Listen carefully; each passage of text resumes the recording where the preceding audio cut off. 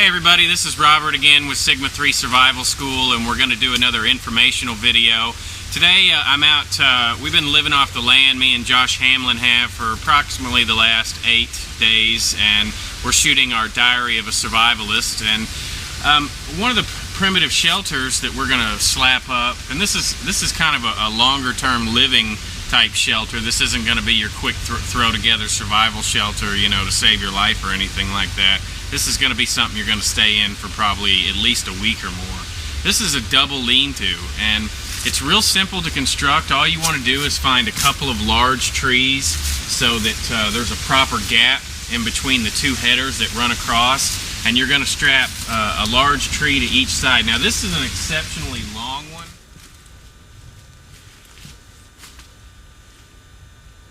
So here's the second stage of the double lean-to that me and Josh are constructing. Basically what we've done is we've taken, you know, medium, I'd say wrist-sized sticks and cut them down to length. And you can do a couple of different things. You can actually cut small sticks here and enclose off these sections and actually dome leaves. We're going to eventually cover all this with leaves. That's the next step after we get the evergreen boughs. So you want to lay your evergreen boughs in there so that the leaves that you're going to put on top of it don't seep through and don't get through all your slats. It also adds support, as well as, you know, having a lot of cedar boughs can always be a great thing for bug repellent. What we've done in here, before you put your actual frame up, you want to go ahead and start building your debris bed. I'm eventually going to make one that's more elaborate, that's wrapped on all sides by cedar logs so that you can maintain a very thick debris bed so that you can be as comfortable as possible. And it also keeps the debris from flattening out as you roll different ways throughout the night, and we'll show you that if I can get to it.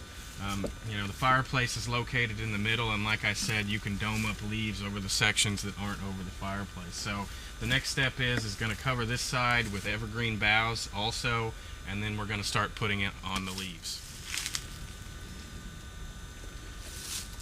So with the double lean-to completely finished, there's a lot of things to be said about a shelter like this. This is typically a shelter that you're going to use probably in a real cold environment where fire is an absolute necessity, especially if you don't have a sleeping bag. It's got a lot of utilitarian purposes. You know, we put little headers in there to keep the middle up, and you could actually make racks to run across for the fire. For drying purposes, drying clothes, drying meat. You could even drop the rack a little bit lower and cook game on it, things like that.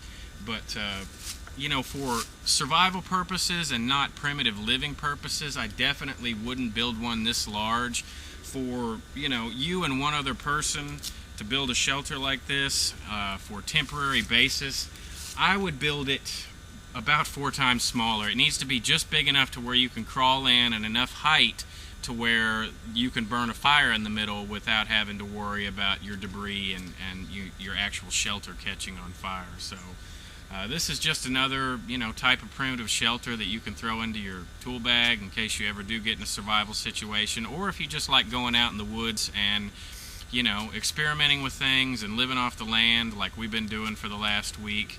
And you know, if you like this video, please help support us by subscribing. You know, tell your friends about what we're doing, and stay tuned for the next video. Thanks.